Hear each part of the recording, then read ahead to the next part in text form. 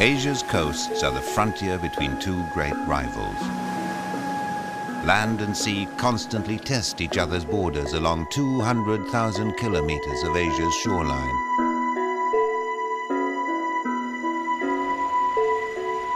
In the tropics, equatorial sun magnifies the power of earth and ocean to nurture an extraordinary profusion of life.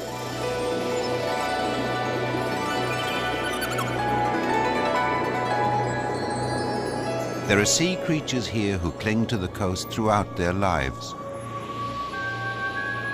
Others are ocean travelers who return to the coasts only to breed and support their young. Half the world away, the seas of Asia's far north freeze during long months of winter and lock their shores in brutal cold. But when summer sun drives back the ice, these bare coasts will thrive with life.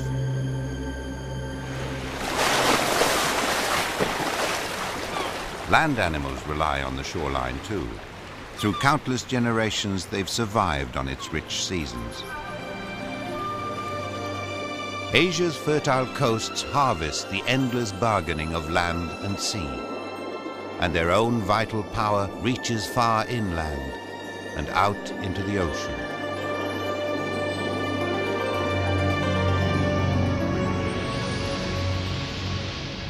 Monsoon clouds over the Indian mountain lands are part of the great cycle of exchange between land and sea. Heavy with moisture swept up from the ocean, they burst, beginning a chain reaction which will reach the distant coast.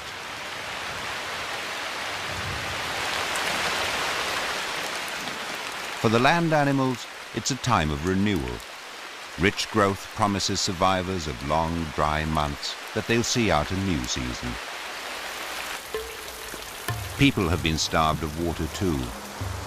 Usually the downpour's a blessing and time for celebration. Torrents of water laden with rich sediment will prepare their land for crops.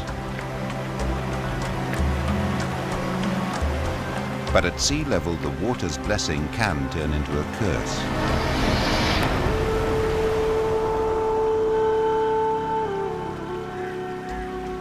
When high rivers collide with high tides, disastrous floods spill across vast areas of coastal plains.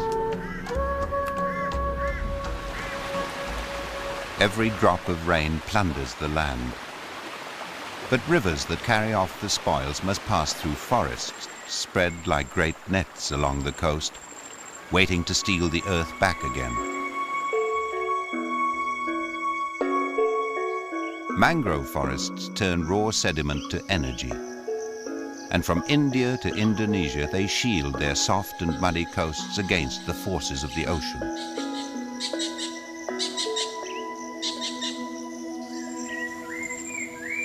Plants and animals have been evolving in these forests for 65 million years.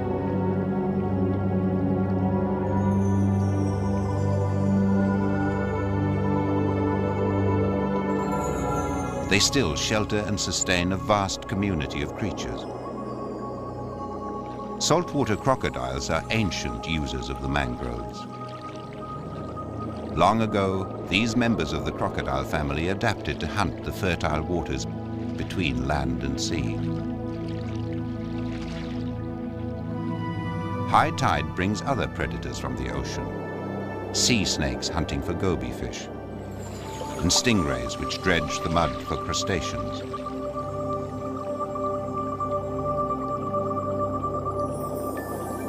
Mangroves are such a rich hunting ground because they're a nursery for so many land and sea creatures. This female's raising her young in these sheltered waters.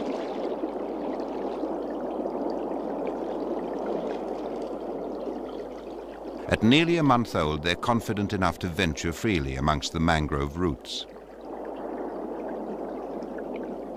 They haven't eaten since hatching, but when they're hungry, they'll hunt their first meal in the mangroves.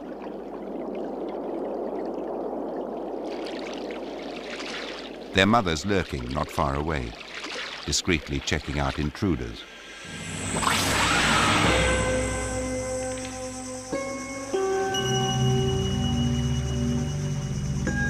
The pork pie crab's heavy armor would have done him little good if he'd been just a bit slower and she a bit closer. But he gets the chance to sidle back to safety, while she continues her patrol.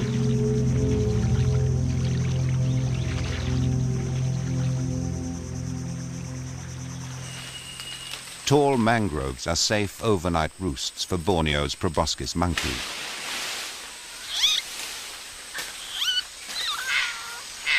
In the mornings, they're launching pads for sociable climbers.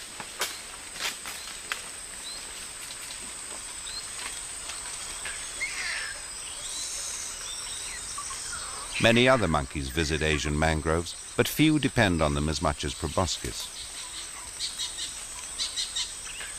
They house a powerful digestion inside their roomy stomachs, so they can feed heavily on salty, tough mangrove leaves. But as coastal forests have dwindled, many groups now rely on remnant mangroves, where even proboscis find the pickings lean.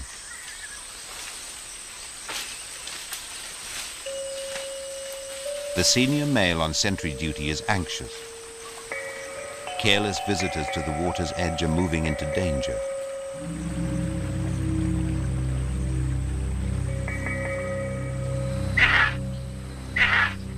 His alarm call alerts the troop. A hidden crocodile's even more dangerous. And the panic sends one monkey right into the jaws of danger.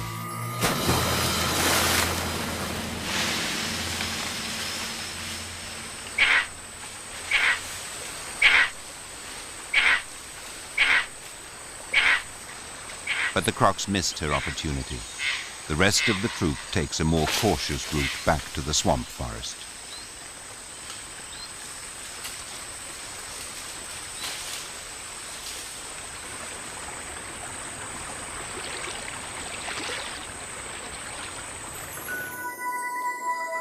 Like the crocodile, the trees have evolved to cope with this salty world. The mud they grow on is rich, but it's starved of oxygen, and the constant floods of seawater would poison most other plants. What looks like drowned debris is the forest's answer to its problem. These are the roots and lungs of living trees. As soon as the tide falls, they begin to harvest oxygen through special breathing cells in their exposed roots.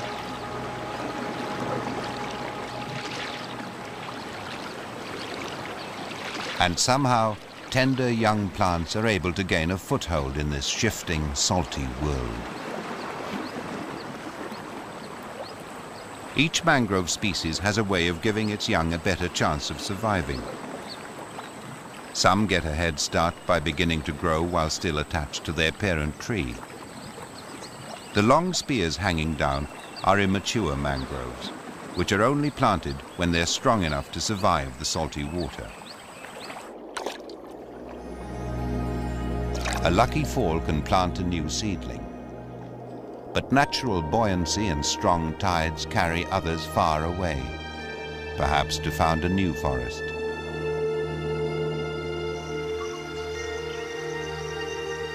The trees send more than their newborn to the ocean.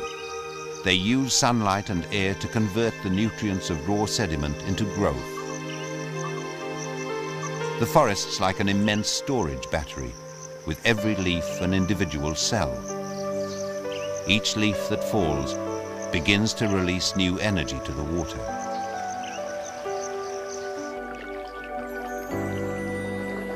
As the tide flows out of the mangrove, it carries off a rich stew of rotting organic material.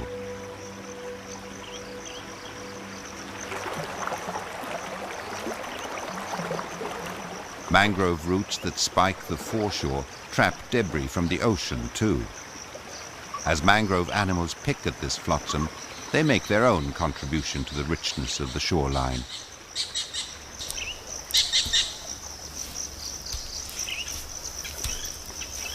Monitor lizards make regular patrols, searching for carrion delivered by the falling tide.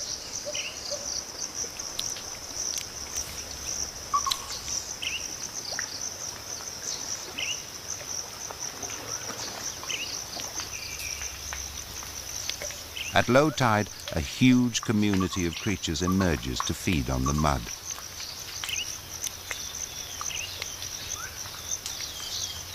Fiddler crabs pack the best part of their lives into the time between the tides. Females feed at frantic speed.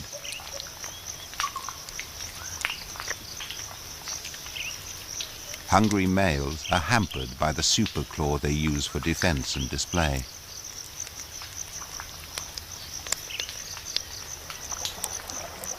The low, slack tide provides quiet water and a gentle ramp for the young crocs to crawl ashore.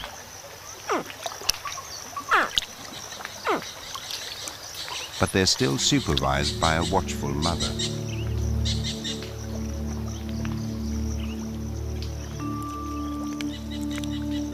As they venture from the water, the young crocs are feeling hunger for the first time, and the mud is crawling with potential meals. This female fiddler crab could become an unwilling player in a young croc's graduation from infant to hunter. First, the youngster stalks, then, even out of the water, uses classic croc ambush technique. Once in a good strike position, he freezes.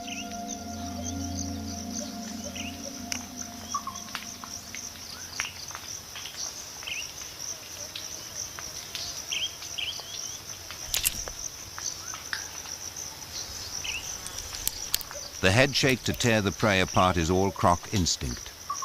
One day he'll do it to pigs and monkeys.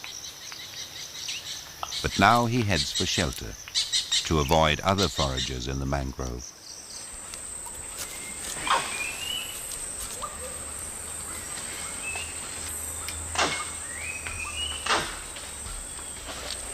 Troops of long-tailed macaques know where in their territory to find a meal, and that low tide delivers good pickings.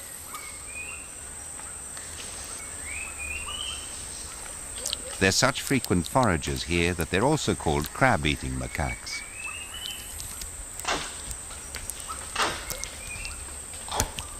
It's said they use their tails to lure crabs from their burrows.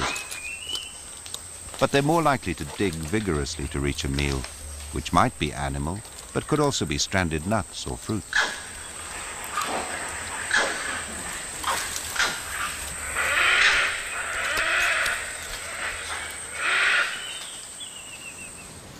The sea's lowest ebb reveals the tidal zone. Neither earth nor ocean entirely rules these sand flats, or the muddy world which christened the mud skipper. Perhaps the fishes which first crawled out of the ancient seas looked a bit like this. They're creatures of two worlds, fish which emerge from burrows to feed in the air.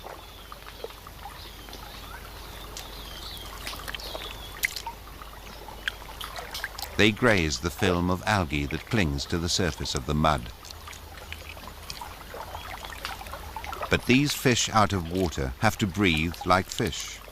So every few minutes they return to tide pools to replenish their gill pouches with new supplies of water.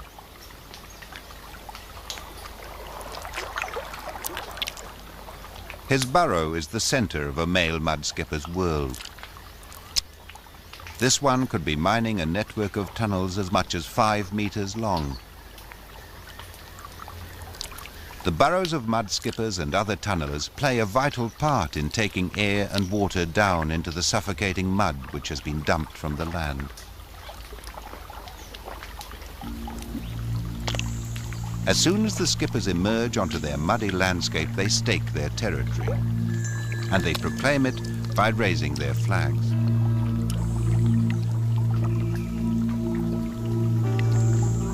A warning, gaping mouth may be enough to drive off an intruder.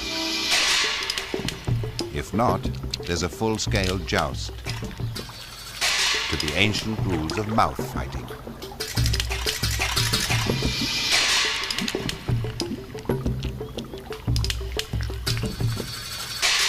Victory usually goes to the mud skipper, energetic enough to keep up the ferocious display.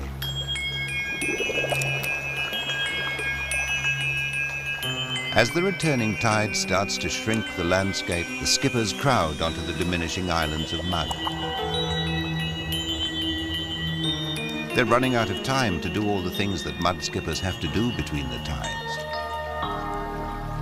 Feed, maintain the burrow, display and defend the territory.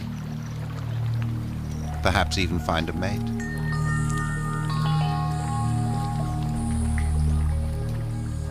Some are still trying frantically to complete their task list as the tide closes over them.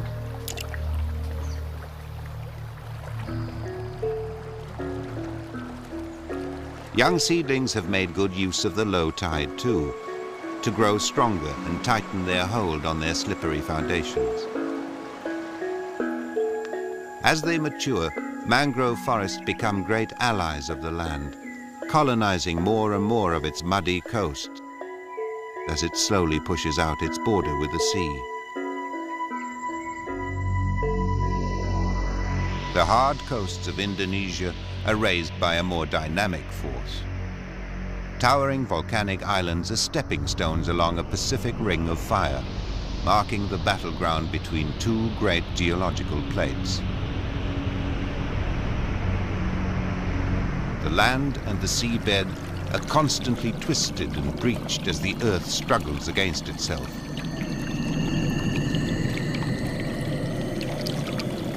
At any moment, these beaded curtains of gas escaping from the sea floor could be torn apart by titanic volcanic forces.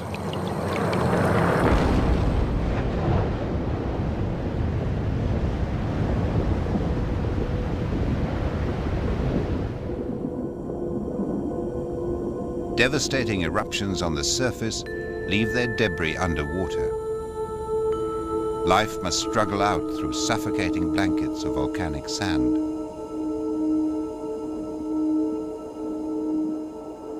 The problem of surviving here often inspires bizarre solutions. The feathermouth sea cucumber harvests sand like an industrial mining machine, while shrimps hitch a lift and turn over the tailings. The shrimps have a safe host. Most sea cucumbers are unpalatable to predators. It extracts food from the sand, passing the leftovers straight through.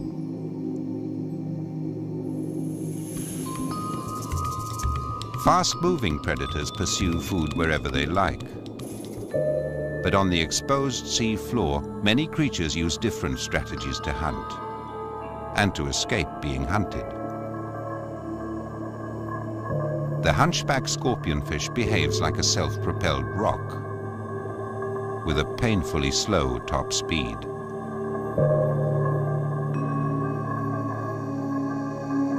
But it's got a mouth like a mine shaft to engulf unwary prey.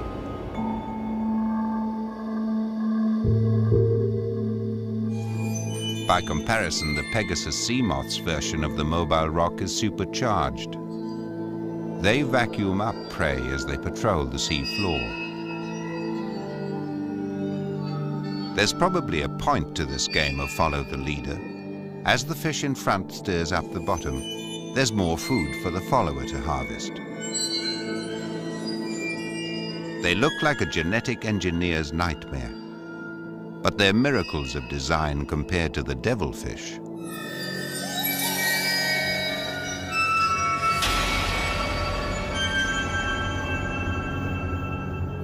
His disguise of a weed-covered rock deceives hunters, but seems to impede his own hunting.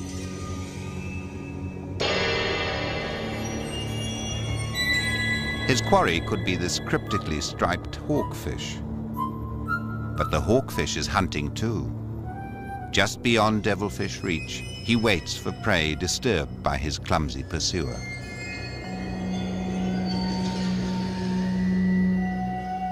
There's food arriving here all the time, a rain of organic debris washed from the nearby land. As each leaf breaks down, it releases energy to the ocean's creatures. But before their decay is complete, some of these earthly spoils will find another, extraordinary use.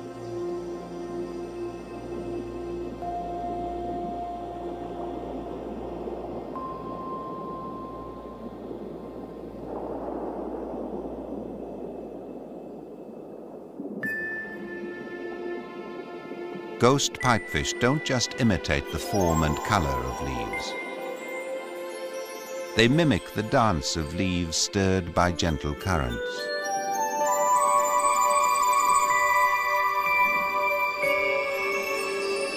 They're so confident in their camouflage and choreography that they leave the original behind to dance their own way across the sea floor.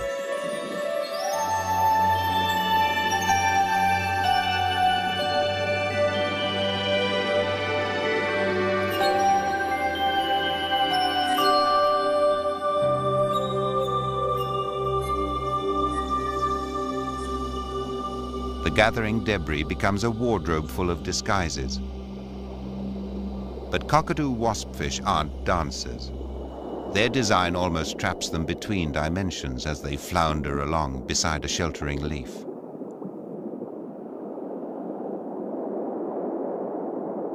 They've chosen a right-colored leaf for disguise, but between two cockatoo waspfish it becomes a kind of territory, which they seem to dispute with feeble headbutts.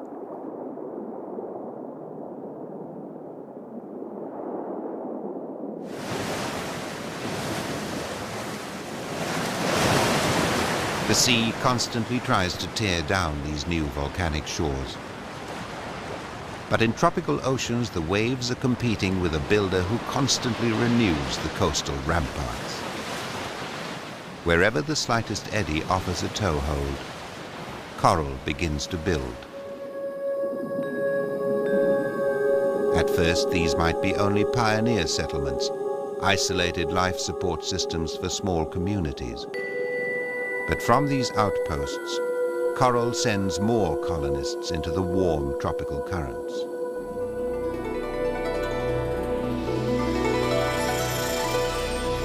Each coral has a spawning time, precisely triggered by phases of the moon, day length, and water temperature, when it releases millions of eggs.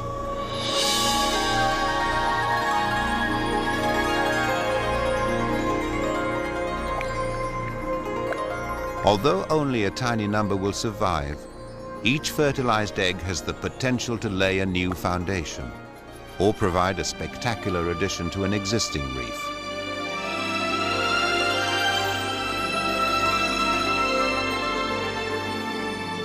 As they're released, the eggs float upwards to be carried along by surface currents.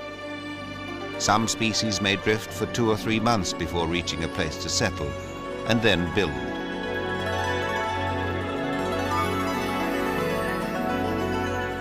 And once it's established, each coral polyp can produce crowds of identical copies of itself.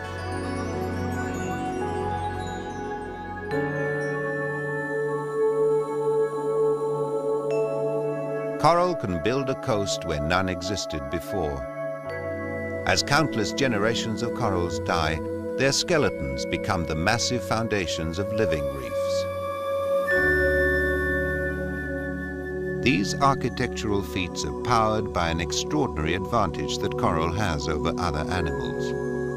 It's a plant as well. Inside each polyp are tiny vegetable cells which, like plants, use photosynthesis to feed on sunlight. The plentiful light of the equatorial tropics provides the energy for coral to build its sun palaces.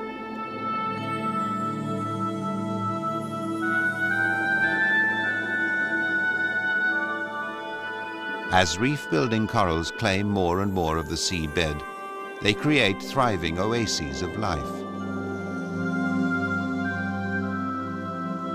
Indonesia's coral coasts feed and shelter the greatest variety of marine life on the planet. In the oldest warm ocean on Earth, these creatures have spent uncountable generations evolving their form and way of life. And every animal that lives here increases the reef's power to sustain more life.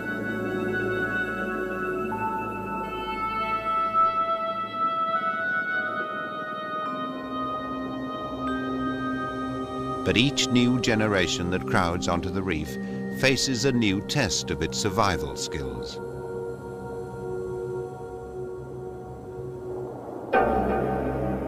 Sea snakes, like this banded crate, specialize in hunting goby fish that hide in burrows. Sometimes it's someone else's home, but because they're extremely venomous, sea snakes can take a very direct approach to foraging.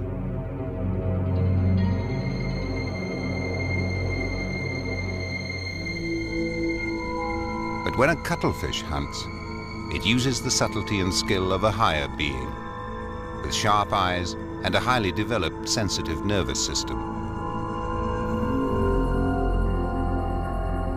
By triggering pigment cells in its skin, it can change color instantly. The rippling patterns disguise it from predators and from its prey.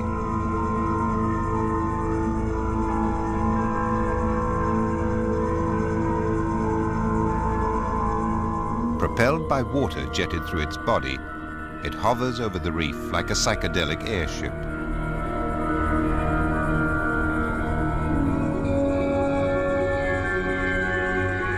As it gets closer to its prey, its strobing increases, helping it blend with the movement and dappled light around it.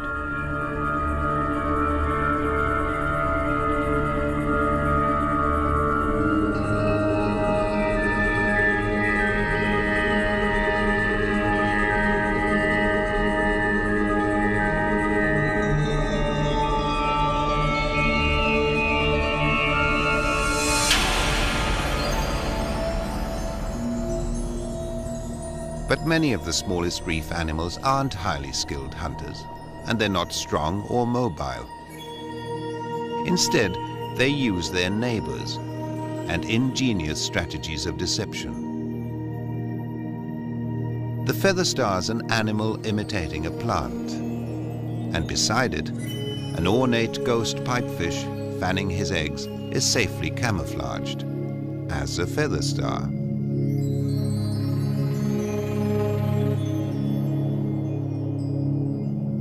Everywhere on the reef, species are forced to live on top of each other, just to have a place to grow and breed.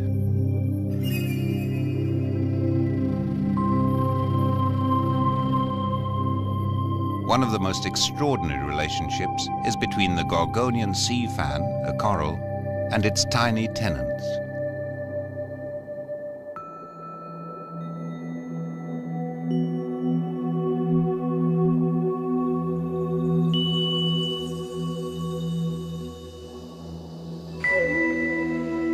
The pygmy seahorses are barely the width of a fingernail.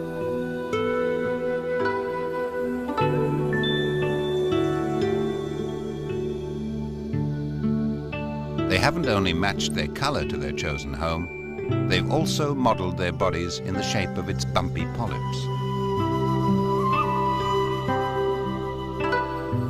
The seahorses, a host of other microscopic creatures, and the sea fan itself are all feeding on particles netted from the nutrient-rich tide.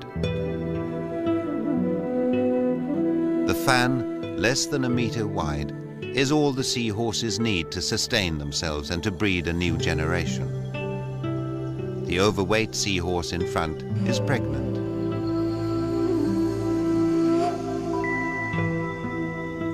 But even these tiny creatures use tiny headbutts to defend their corner of their small world.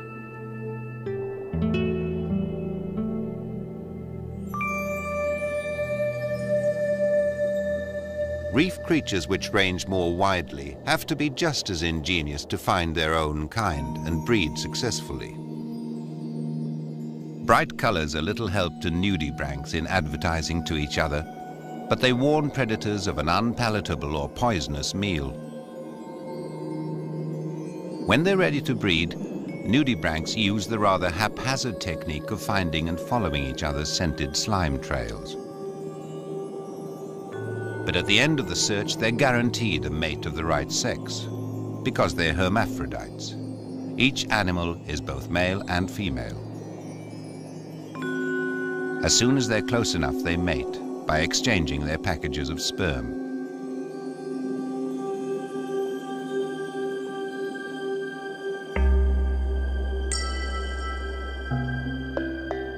A male mandarin fish doesn't go looking for a mate.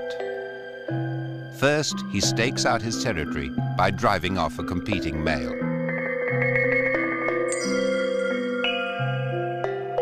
But his opponent's persistent and tries to invade again.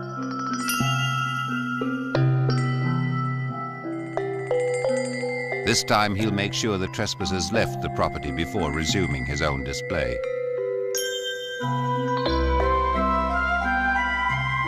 Along the path of history, the secretive mandarin fish, distant relatives of the mud skipper, were handed a ration of sheer beauty.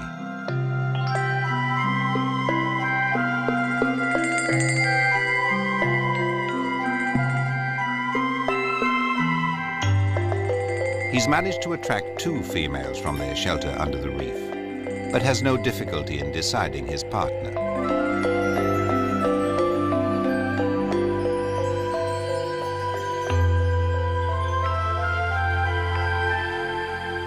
The loser makes a jealous attempt to break the couple up.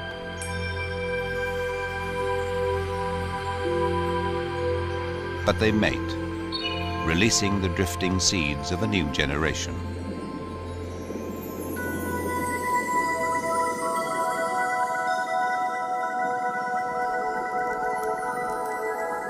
Asia's coral reefs give their inhabitants all that they need. Even the reef's stony fabric is food. Bumphead parrotfish fuel their bulky frames by biting off coral and algae, pulverizing it with their beak-like jaws.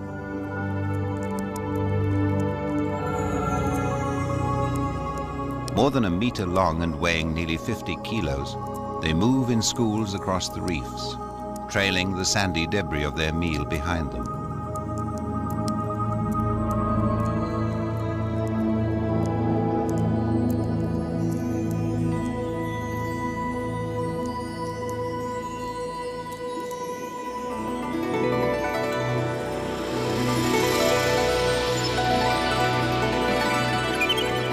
Where they climb up from the deep ocean, reefs trigger even more spectacular displays of life.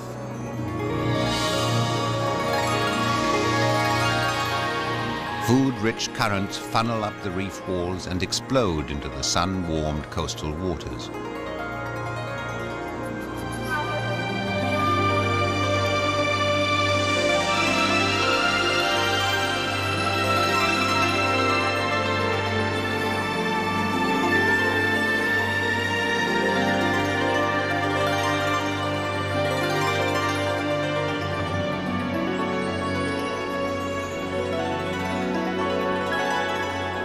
It's solar energy, which for 200 million years has helped coral to build its coasts and sustain their extraordinary community of life.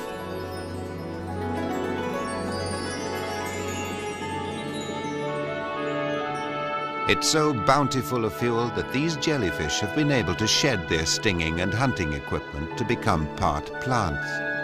Like coral, they use photosynthesis to harness the power of sunlight.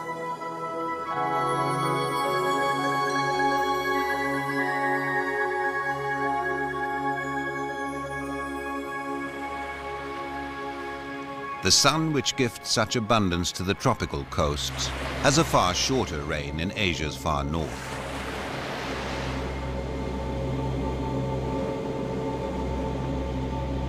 Through the winter, brutal cold locks vast areas of ocean under ice.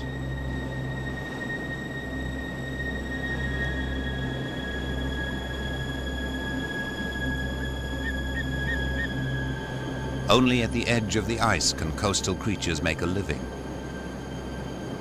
Stella's sea eagles are driven nearly 2,000 kilometers from their home shores. Here on the northern coast of Japan, at the limits of the frozen sea, they can find enough food to last until the spring.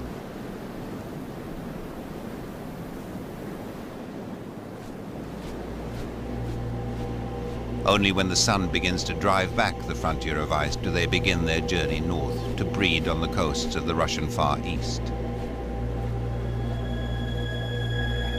For 7 months, these subarctic coasts of Asia have been in hibernation, silent and barren. But as the ice starts to thaw, hundreds of thousands of birds begin to arrive, anticipating a rich season.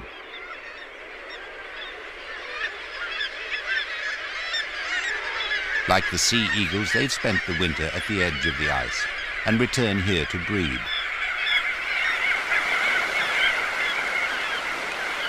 These are just the first arrivals of the vast community which will crowd onto the cliffs to raise their young during the brief Russian summer.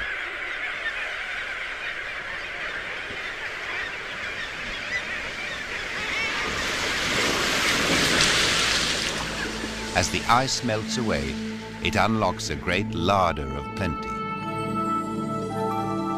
These waters can't match the spectacular variety of the tropical reefs, but they're still extraordinarily fertile.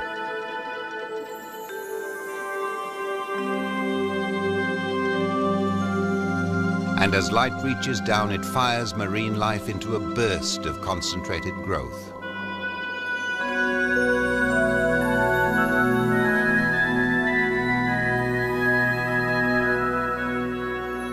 Groups of Stella's sea lions come to hunt the fertile seas and breed their young on the coasts. Their foraging grounds are close to the shore, and because they're highly social animals, the sea lions spend a lot of their time just hanging out and playing in the shallow offshore waters. Their favorite haul-out points are on rocky offshore islands and isolated peninsulas.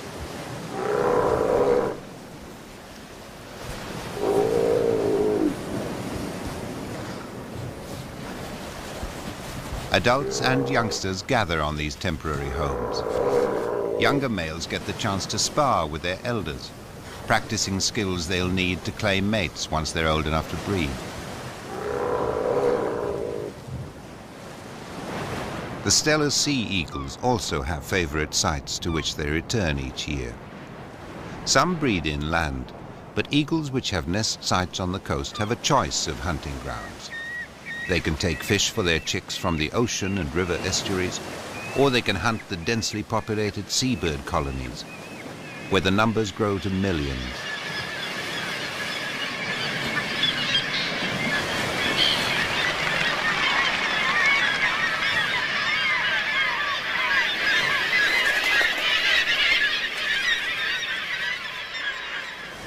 The eagles put great store in the natural security of their nest site. During foraging expeditions, they can be away for as long as 20 hours.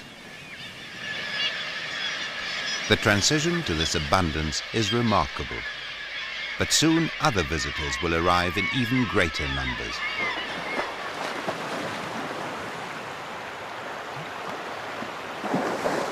Every year, they bring a gift from the deep ocean, which is eagerly awaited by the creatures of the land. Vast numbers of pink salmon are preparing to travel upriver to breed. But before beginning their journey, they'll undergo a striking transformation triggered by the fresh water. The female skin will turn green, the male's to pink or brown. And the males grow a hooked jaw and the imposing dorsal hump, which gives their other name, humpback salmon. Each male will use these tools to assert his own breeding quality to the swarming mass of fish.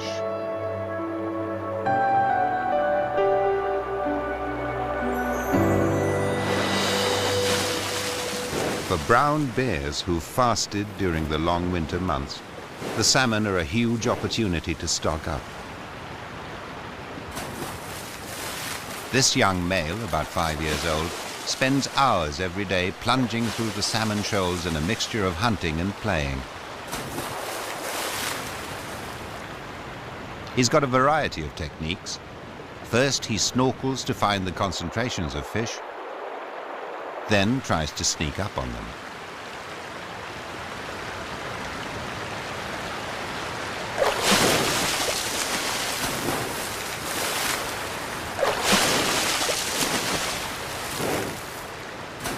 Often as not, he misses, but he does catch as many as 20 fish an hour.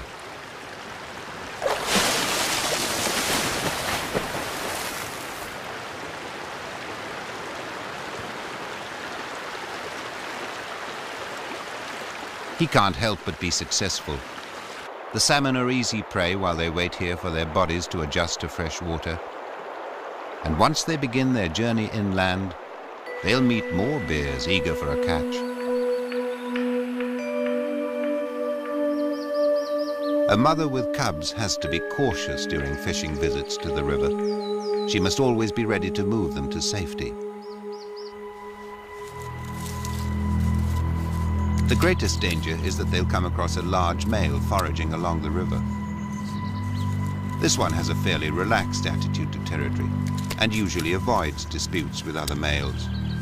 They'd both be badly hurt in a fight.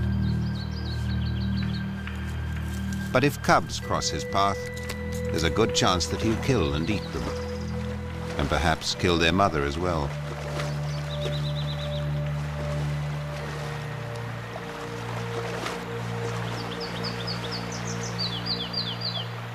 But when danger's near, the safest place is close to mother.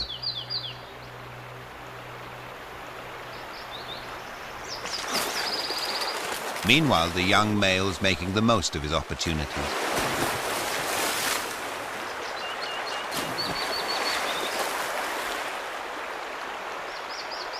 As he gets more successful, he takes to eating only his favorite part of the salmon: the brains, the eggs of females, or the skin. But however many he eats, there are still countless survivors ready to begin the hard journey inland.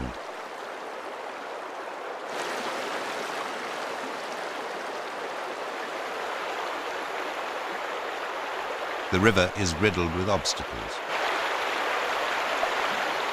Shallow water challenges all the salmon, but especially the males.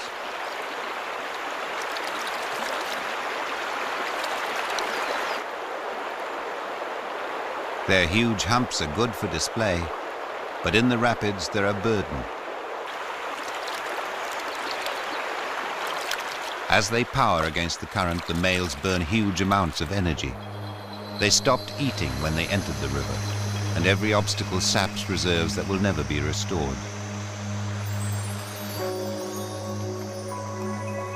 So after each struggle, they rest when they reach quiet water. The journey's taking its toll. Wounds fester. Aggressive growths invade their skin and eat them alive. Small river fish stand by to feed on casualties. Later, they'll even steal eggs once the salmon begin mating.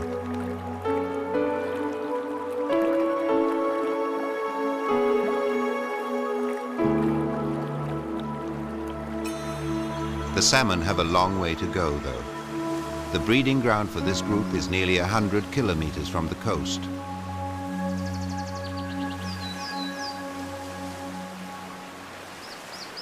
The sea eagles follow the salmon upriver too. But while they're away from the nest, there's another struggle going on. One of the chicks is already much stronger than the other, and it spends hours repeatedly harassing its weaker rival. The adults will soon have only one mouth to feed.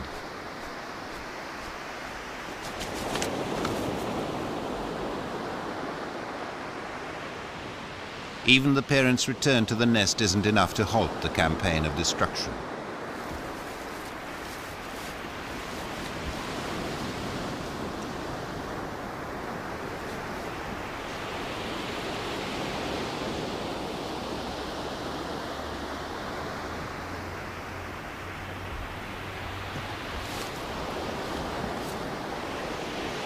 By disabling his competitor, he's doubled his chances of flying.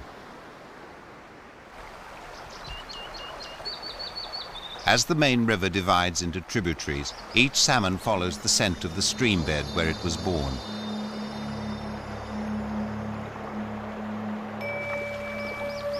In the narrower and steeper waterways, the casualty rate begins to climb.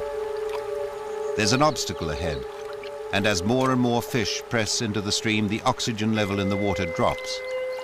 First they begin to tire, then to suffocate.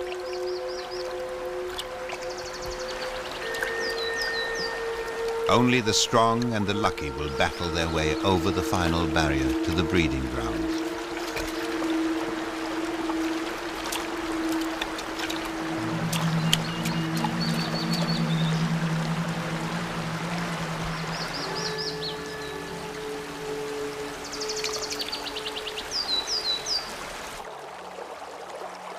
Each female chooses a site for her nest.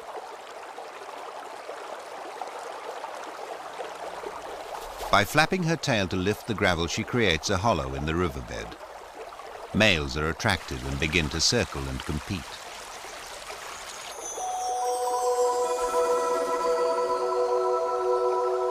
Only the strongest have survived the journey. Males displaying the most impressive humps will be favored as mates. Their fiercely hooked jaws drive the message home to less well-endowed rivals.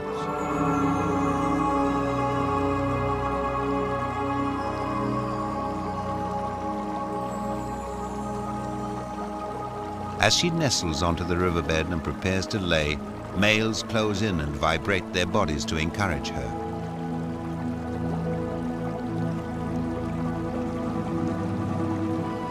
Eager for a meal of eggs, the river fish join in.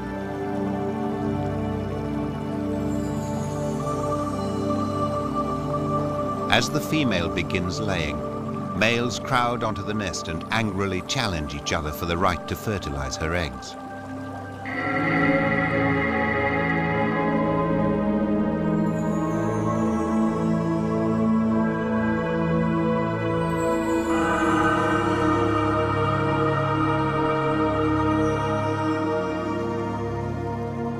Every nesting female provokes the same fierce drama played out countless times in hundreds of stream beds. And at every stage of their journey from the coast, the salmon have left a harvest for others to gather.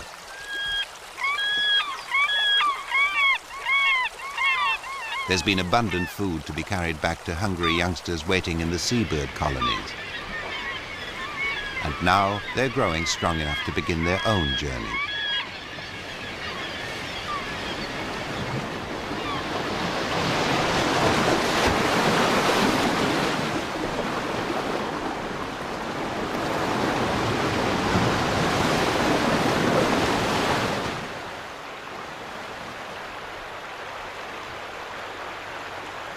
By the end of the salmon run, the bears are glutted.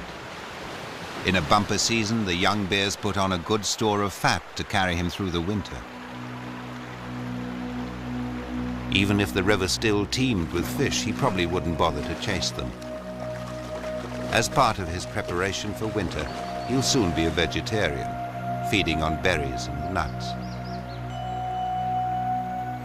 It's time for him to leave the coast and find a safe den to shelter him from freezing temperatures. But next year he'll come down from the mountains again to his favorite fishing spot on the coast.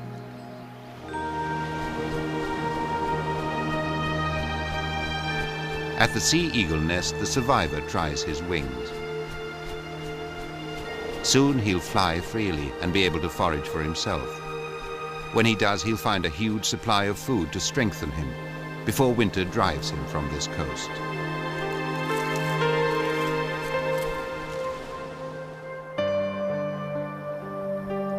For the humpbacks, though, it's the end of their journey. The struggle from the coast demands too much. After spawning, they end their lives in the same streams where they were born.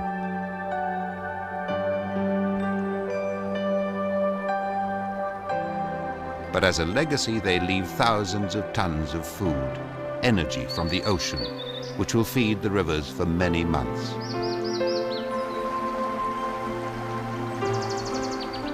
They'll freeze in winter's ice, but the next spring will free their gift again and renew the timeless bargain between land and sea.